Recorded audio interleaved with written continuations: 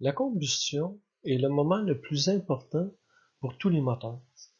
La capacité de brûler du carburant de façon efficace détermine si le moteur est efficace ou non, s'il produit une belle puissance avec peu de carburant ou non. Donc, les systèmes de carburation sont très importants et l'optimisation de ces systèmes favorise l'économie de carburant, donc moins de pollution.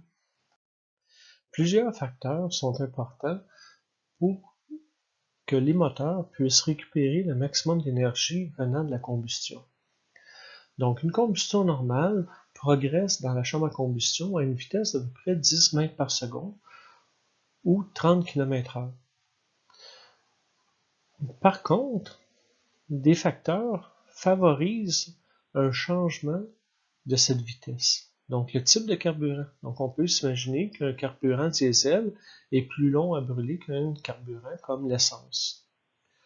Le rapport air-essence aussi fait une variation dans la propagation de la flamme.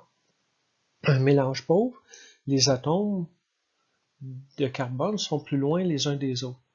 Donc, le temps de la combustion va être plus long que si les atomes sont proches, comme dans un moteur, dans un mélange riche. La pression dans le cylindre et la température du mélange dans le cylindre vont favoriser ou non la propagation de la flamme.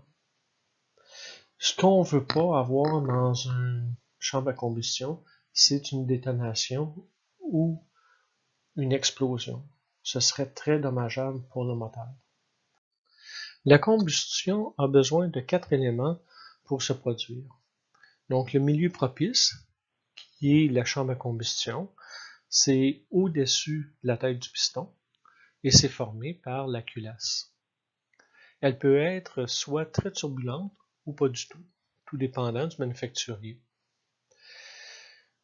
Le comburant, c'est l'oxygène contenu dans l'air. Le carburant, soit du propane, gaz naturel, essence, diesel, donc tout ce qui peut brûler dans un moteur.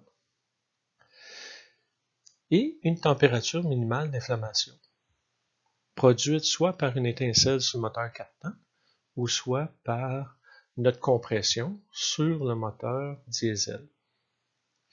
Il est certain que les impuretés contenues dans l'air ou dans le carburant influencent la combustion. Le rendement de la combustion est influencé par la vitesse de propagation de la flamme. Donc, une combustion qui brûle uniformément à une bonne vitesse va produire beaucoup plus d'énergie qu'une autre combustion. Parfois, il arrive des combustions anormales causées par les 4 facteurs que nous avons vus précédemment, c'est-à-dire le type de carburant, le mélange, la température et la pression dans le cylindre. Nous pouvons voir sur le graphique ici, lorsqu'on a la compression, l'étincelle se fait avant que le piston arrive au point mort. Pourquoi? Pour initier la combustion et ainsi, lorsque le piston est rendu au point mort, nous avons le maximum de pression sur la tête du piston et à ce moment-là, cette pression-là va pousser le piston vers le bas à très forte intensité, ce qui va permettre de recommencer le cycle et de produire une bonne puissance pour le moteur. Pour augmenter l'efficacité volumétrique du moteur, l'industrie a additionné au système d'admission d'air les turbos. Donc les turbos compressent l'air avant même qu'elle arrive dans le moteur. Si la pression augmente, la température aussi augmente. Donc dans certains moteurs, parfois, seulement lors de la compression du mélange, après avoir passé dans le turbo, la température de l'air est tellement chaude que le carburant commence à brûler. C'est ce qu'on appelle la détonation. Donc, pour éviter ça, l'industrie pétrochimique aide les motoristes en augmentant l'indice d'octane. L'indice d'octane, c'est la capacité de l'essence à ne pas détonner. Donc, c'est un pourcentage de comparaison entre une essence de référence l'isooctane, composé de chaînes complexes de C8H18, et l'essence utilisée.